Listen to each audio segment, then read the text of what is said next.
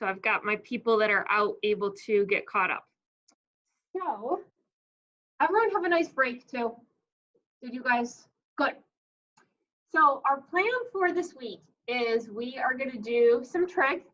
So we have approximately 15 lessons worth of trig, which is it for this course. So you'll kind of do more next year. You're going to do 2 Delta math assignments this week and a little quiz here as well. So today we're going to start with some review of basic SOHCAHTOA. We're going to do the unit circle. I am going to throw in a little bit with your reciprocal trig functions, which may or may not be new to you, just depending on what you did from Geo, and some ASTC. So it's just a nice little acronym to kind of help you remember where your trig functions are positive and negative. Before I get ahead of myself, we are not giving you a midterm. Is that okay? No midterm. I want to say that nice and loud. So because of the weird circumstances this year, we are just going to forgo the midterm. Don't throw out the review sheets because we might use those for something else, but no formal midterm for this year. Okay? So the first thing I want to start with is actually a really important calculator thing. So on your graphing calculator, can you please, and again, bear with me because I need to make sure and I've got all this available for people that need it. On your calculator, I want you to hit mode. And can you please go down to where it says radian and make sure that it says degrees. This is huge. If you don't do this, every single trig question that you do today is going to be incorrect, okay? The only time you have to check this again is if you reset your calculator or put it on a docking station, okay? So now you all should be good to go. So we are in degree mode and situated. So I'm gonna go right to your front calendar next here.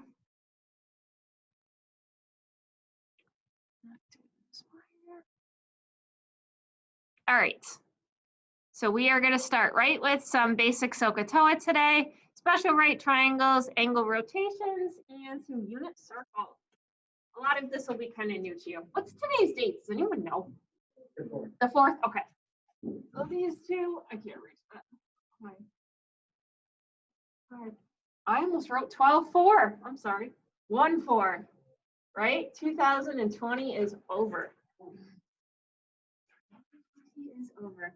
And these two we're going to do tomorrow, which would be the 5th. Okay, so right into your trig. Let's see, where can I put this out of the way? This you need to move over here. All right.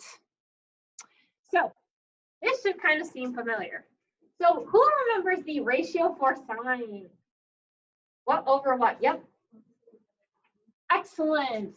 So sine is my opposite over hypotenuse.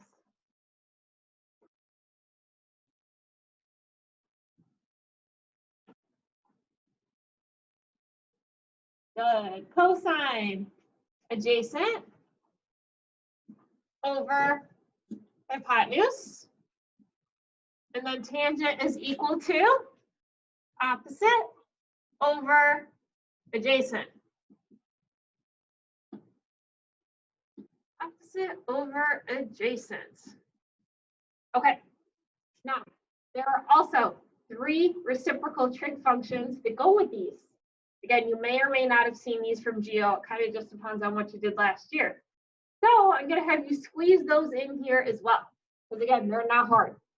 So sine has a reciprocal function. It is called cosecant. And cosecant, again, it pairs up with sine. Instead of opposite over hypotenuse, what you do with a reciprocal is you flip it. So it's going to be my hypotenuse over my opposite. Okay. So you just take it and you flip it. And of course, we have an abbreviation for this too. Cosecant is abbreviated as CSC. Anyone have a memory of learning that in the past? Okay, that's all right. Again, it's really easy, you just flip it. So cosine has a reciprocal function too. And the reciprocal function for cosine is secant. And secant is abbreviated as SEC.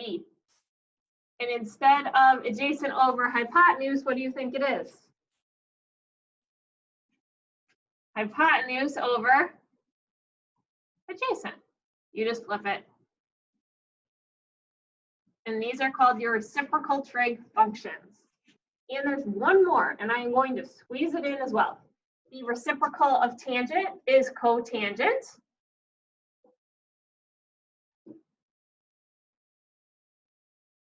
And cotangent is abbreviated as COT.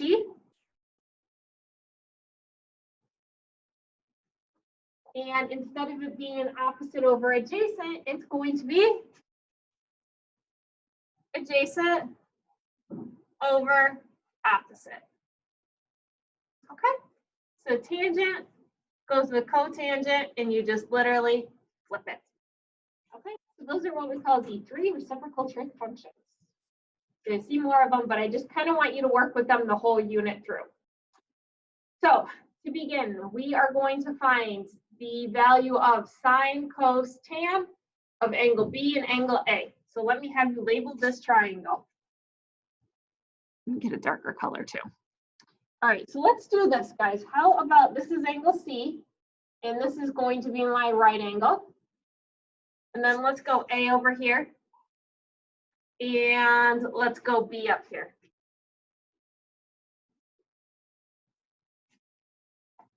So first thing I want to do is find sine of B. So I'm going to start right up at B. So what side is opposite from B? 12, good. And what side is the hypotenuse? Perfect. Now I'm going to have you find cosecant of B. So what will cosecant of B be equal to? Take it and flip it. So it would be 13 over 12. That's it. Nice and easy. Now I'm going to do cosine of B. So cosine of B means adjacent over hypotenuse. Adjacent is the 5. The hypotenuse is still the 13. Yep. Say I told you to find secant of B. What do you think secant of B would say? Oh, we're tired today. 13 over 5. Okay. Next one, I want to do tangent of B. So tangent of B is opposite over adjacent. Opposite is 12. Sorry, I know it's way down there. And adjacent is 5. Tangent pairs up with cotangent. So cotangent of B would be 5 over 12. Okay, so that's how the reciprocals work too. All you do is just take it and flip it. Super, super easy. All right, now I'm going to change it up on you. So instead of going off of angle B, we're going to go off of angle A. It's going to change your answers. So now if I go off of A, what side is opposite from A now? 5, good. This one I won't make you do the reciprocals too, because I know you're running out of space. 5 over 13. Now I move down to cosine of A. So cosine of A is adjacent over hypotenuse, which would be 12 over 13. Next, tangent of A would be opposite over adjacent. Opposite is 5. Yep, adjacent is beautiful. Perfect. Does that kind of come back to you a little bit? Okay. You definitely did the ratios in Geo, and you might have even done it, years prior as well. So what you can also use trig to do is to solve a right triangle. So if I go below here, it says to find x to the nearest 10th. So what I want to do is label on here what I have. I have a 48-degree angle that goes in this region. This is 90. And then this x is my opposite side. And this is my hypotenuse. So what you're going to do is choose which trig function uses the opposite and hypotenuse. You guys know? Very good. So I'm going to say sine equal to over h, and I'm going to sub them in. So I'm going to go sine of 48 degrees is equal to x over 25. And I'm going to do this in the calculator.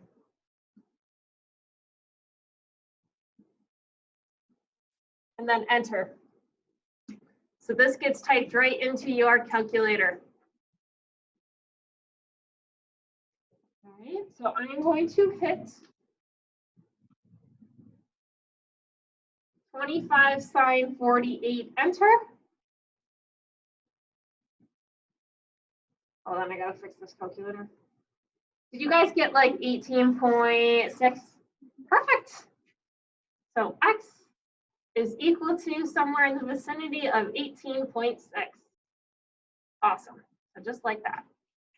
So let's do some more of those. So number 3, find x to the nearest degree. You're going to start and label what you have on here to identify which trig ratio you need to use. So number 3, I always start at the angle.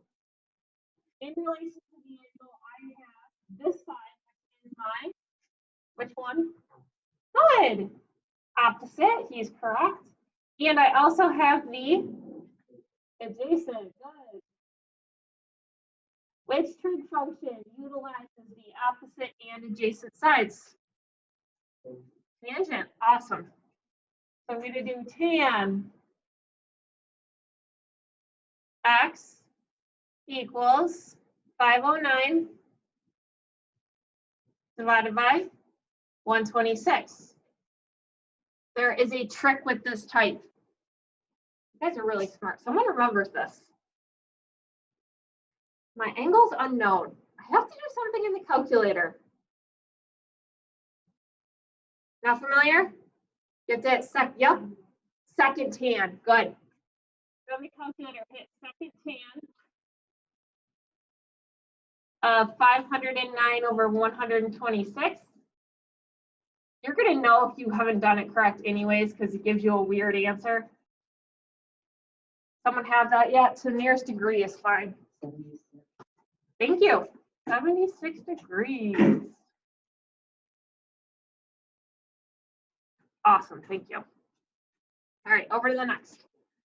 So number 4, find x to the nearest tenth. So I'm going to do the same thing again. I'm going to label. Here's x. This is my opposite.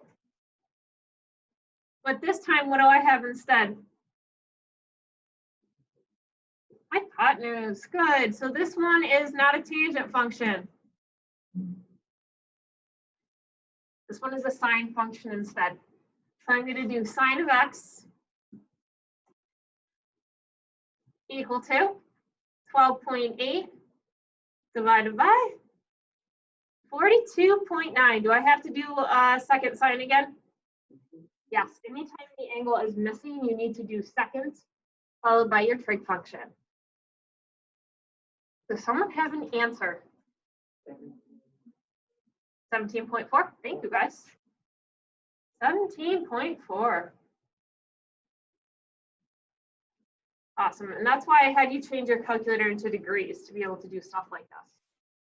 All right, so on to number 5. Number 5, which trig function is it? One you haven't done yet. Cosine. So I'm going to do cosine of x is equal to adjacent over hypotenuse. And go ahead and type second cos into your calculator. 78 over 138. And does someone have an answer to that? I bet you guys do your quick. 55.6, thank you. X equals 55.6. Any problems on those so far? You guys remember doing them? The nice thing is a lot of your trig applications here that you're going to learn do relate to a lot of job fields. So this is good real life math, actually. All right, moving right along. Next, in geo, and I know you did this before you left for the pandemic. Do you remember learning the special right triangles? 45, 45, 90, 30, 60, 90. You were told to memorize these. Guess what? They're back. So 45 degrees is based on an isosceles triangle. So I'm going to go 45 degrees right here. 90 and 45. This is an isosceles triangle. So therefore, across from both 45s are 1s. Who remembers the hypotenuse? I know, it's been like a year, right? Square root of 2.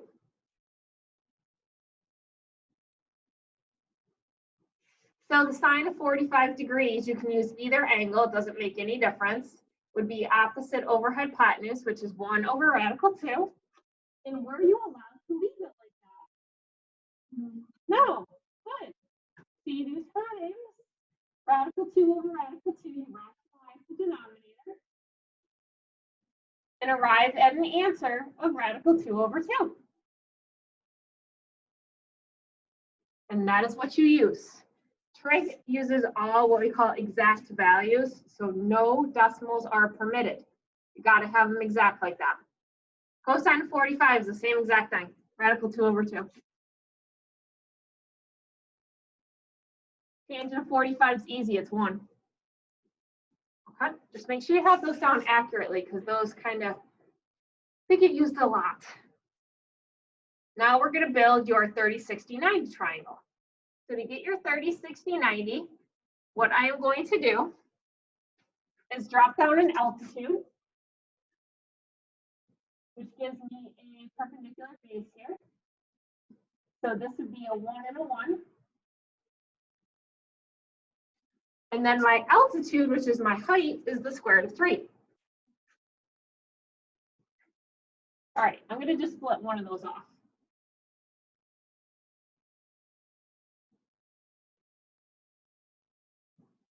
All right, so I'm going to go 30, 60, and there's the 90. So across from 30 is always 1. Hypotenuse is always 2. And then square root of 3. Okay, so that's familiar too. So now you're going to get all your trig functions from this. So the sine of 30 degrees is opposite over hypotenuse, which would be 1/2. Cosine of 30 is radical 3 over 2. And then the tangent of 30, so I do my opposite over my adjacent, which would be 1 over radical 3. You may not leave it like that. So you rationalize top and bottom by the square root of 3. And you get square root of 3 over 3. Now you go and do the others. Sine of 60 degrees is the radical 3 over 2, because it flips. Cosine of 60 degrees is 1/2 now, and then radical 3. Okay, you're going to use those a lot. So those are all your special angles that are based on the 2 special right triangles. Coming back to you a little bit. Okay. I'd be kind of surprised if you still had it memorized from last year, though. The next concept we're going to discuss is quadrant placement today. This is all referred to as standard position. When you have a positive angle, it is always going to rotate counterclockwise. So we'll sketch a little picture. So your angles start if they're positive and they rotate like this. So they go that direction. And what you want to know is in quadrant 1, this will contain angles between 0 degrees and 90 degrees. Quadrant 2 is 90 to 180.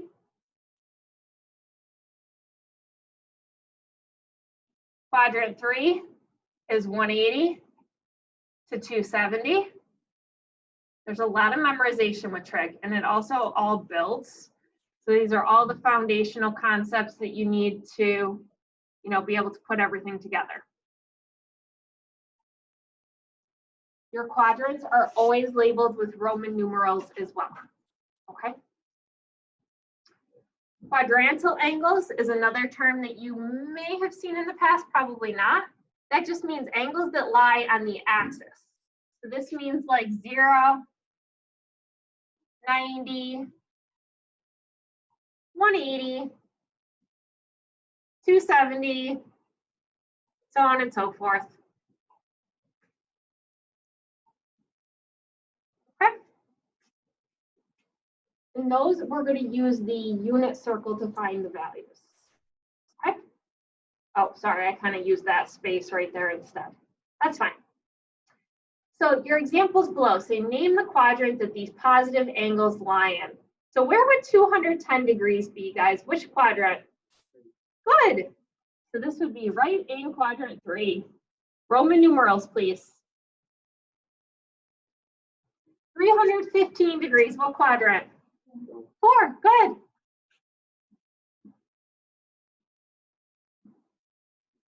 $80 degrees. 1, yep, and that is what we call a reference angle. 410. Pretend that you're snowboarding and you're in the air. So you do a 360 and then you land it. So you got a little bit more to go. Where would that little more fall?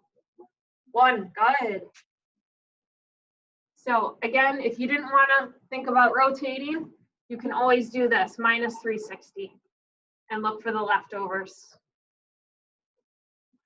Problems so far in any of those?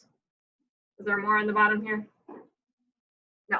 All right, over to the negatives. So backside contains your negative angles.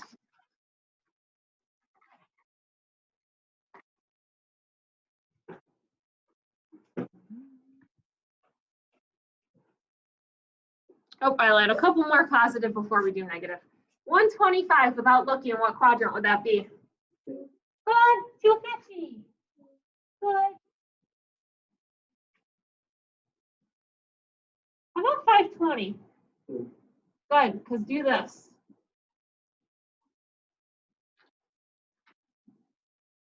And then 285. Yep, very good. So right there. Now we're going to do the negative angles. Negative angles, the only difference is these are going to rotate clockwise instead. So I'm just going to switch up my direction a little bit. So rotates clockwise. So this would be 0 to negative 90. Usually do it like that. Negative 90 to negative 180 degrees. Negative 180 to negative 270. And then negative 270 all the way to negative 360. Okay, so you're just going the opposite direction. That's all. So I'm going to begin with negative 200 degrees. Where would that fall? Careful. 2. Yep. Negative 305. Careful. The quadrants are still named the same way. 1. Yep. Negative 380 would be all the way around and then some, which would plot me into quadrant 4 right here. Because remember, this is quadrant 4. This is quadrant 3. This is quadrant 2. And quadrant 1. In case you forgot, it's okay to forget things. And then negative 115 would be quadrant 3. Yep, good. Okay. How do we feel with negative angles, okay? All right, we're going to move forward into what we call the unit circle. This is a very easy concept that really just pertains to looking at an x and a y value to be able to obtain a sine, cos, and tangent function. Okay, so I'm going to kind of give you a little bit of background on it and build these pieces. Yeah, we're probably going to skip that third picture just because you don't really need it anyways. And then show you how to work with these. Again, a lot of the trig stuff that you're going to see is memorization. So, and again, those concepts just keep building. So it says first, what are the coordinates of point P? Point P, I want over 3 and up. This is hard for me to see. 4. So P is located at 3, 4. So use that information to label the triangle. So these are right triangles. So to find the missing side of a right triangle, I would use Pythagorean theorem. So I'm going to go 3 squared plus 4 squared is equal to c squared. So this would be 9 plus 16 equal to c squared. So therefore, the square root of 25 is c, which in this case is equal to 5. Yep, so that's my radius.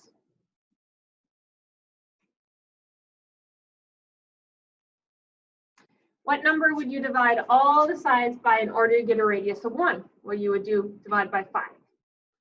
So 5 divided by 5 would be equal to 1.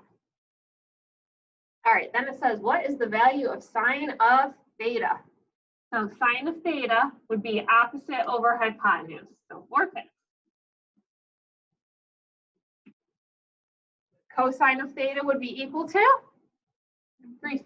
Yep.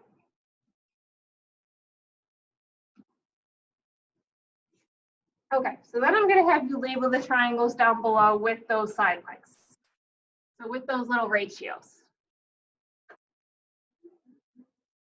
See if I can squeeze this in there. It gets a little bit tough. So I'm going to do 3/5 right here.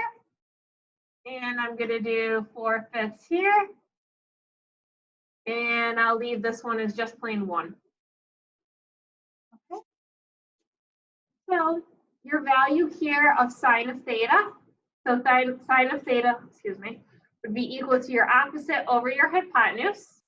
So your opposite is 4/5. And your hypotenuse is 1. So this would be equal to 4/5. Okay. So basically what you're noticing from this, what you're kind of supposed to notice, is that your sine value corresponds to the y. This is where your unit circle comes from. And my cosine value would be adjacent over hypotenuse. The adjacent side is my 3/5. And my hypotenuse is the 1. So this would be 3/5. And what's the 3/5 correspond with? X. So these work out to be the same. And I'll have you write this again on the top of your next page as well. But what you just showed is that when you have a point x comma y, what happens is that x is always your cosine value and y is always your sine value. Okay, and that's what we use to derive the unit circle. Bottom example, those pictures you can just cross off. You don't need that. It's just with decimals instead. And we're going to carry right over to your box at the top of the next page there. Right on over to your box. And in the box, again, I'm going to have you write this multiple times because it's important. So what you just showed is that in the unit circle, the x coordinate represented our cosine, and the y was equal to our sine. Cos theta, sine theta.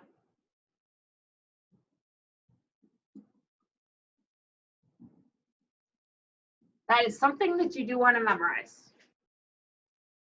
X is always cosine and y is always sine.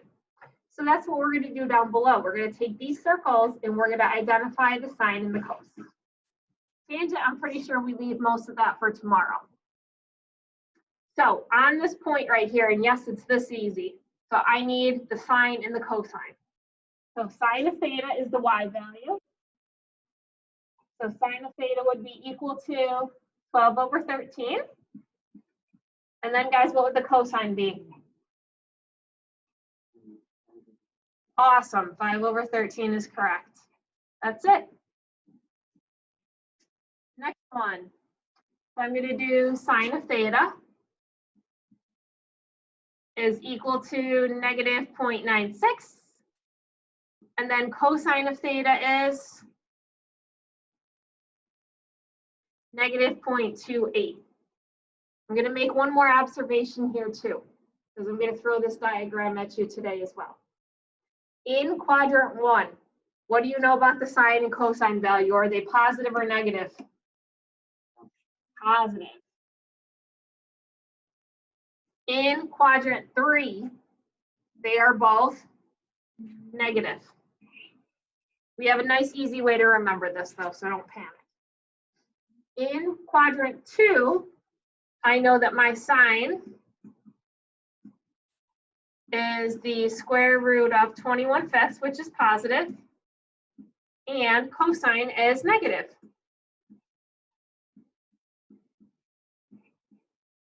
So I know sine is positive, cosine is negative. Okay, so that's where those are going to come from.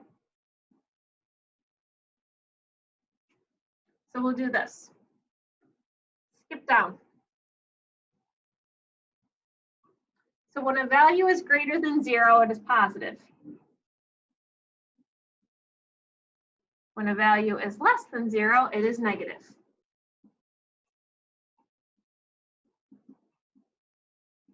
So I'm going to jump right to your picture. Here's how we summarize what we were getting at from above, okay?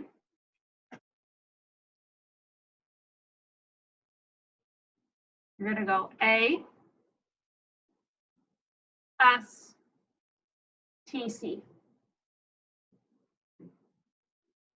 What this means is that in quadrant 1, A means all trig functions are positive. In quadrant 2, S stands for sine is positive. In quadrant 3, tangent is positive, and in quadrant 4, what do you think? Cosine. Yep, and it's reciprocal that goes with it as well, just so you know.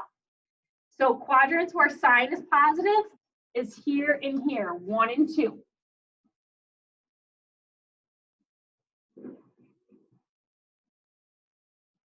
Okay. Cosine is negative where it's not positive. So cosine is positive here and here, so that means it's negative in 2 and 3. And we're going to do more with that on the back, so you can flip when you're ready. You're not done with it. You're going to keep practicing. But this is what we refer to as your ASTC diagram. It's just a nice way to kind of try to keep all of that straight in your head. Because again, there's a lot. I get it. All right, a little bit more. So name a quadrant in which, and again, I don't expect you to have this memorized yet. Do this.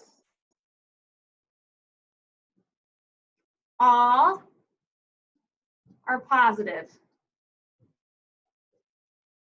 S, so that means sine is positive, everything else is negative. T, so that means tangent is positive. And then C, which means cosine, is positive, and it's reciprocal that pairs with it. Okay. So where is sine less than 0 first? So sine is negative where it's not positive. So this is going to be quadrant 3 and 4. And where is cosine negative? Cosine is less than 0 in quadrants 2 and 3. So to get the answer to this question, it's going to be the quadrant that gets repeated. Which one repeated? Yep, so the answer is quadrant 3.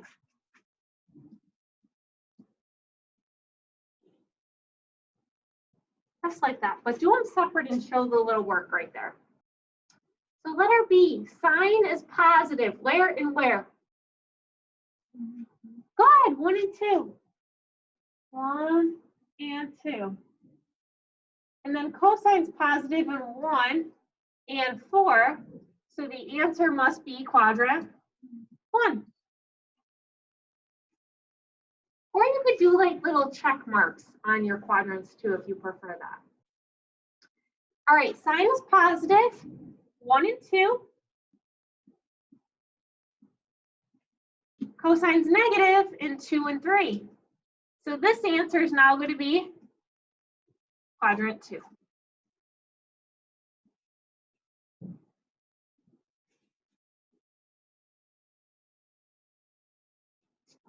How are you guys feeling with all that so far?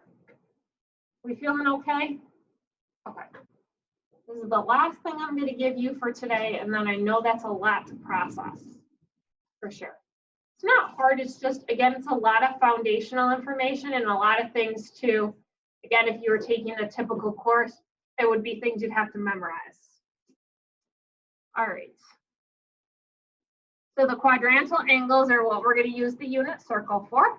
So I'm going to have you label just a couple of these. So A is your 0-degree angle. B is 90 degrees. C is 180. And D is 270. So that's what these first couple questions ask in column 1. Angle AOA, this is O right here. So AOA would be 0 degrees. AOB would be 90 degrees. AOC would be, do you guys see it? AOC is a straight line, so that has 180 degrees to it. AOD, so AOD would be 270.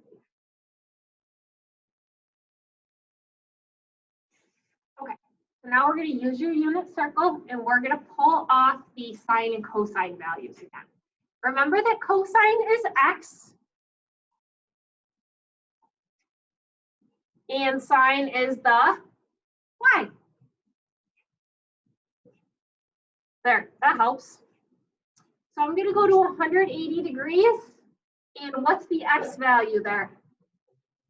Yep, very good. So -1. I'm going to go to 270 and look at the y value. -1. I'm going to go to 0 and look at the y value. 0. I'm going to go to 90 and look at the y value. That's 1. And then go from here. So 0 degrees. So that's the x value, that would be 1. 270 is 0. 90 degrees would give me 0. And 180, the y value is also 0.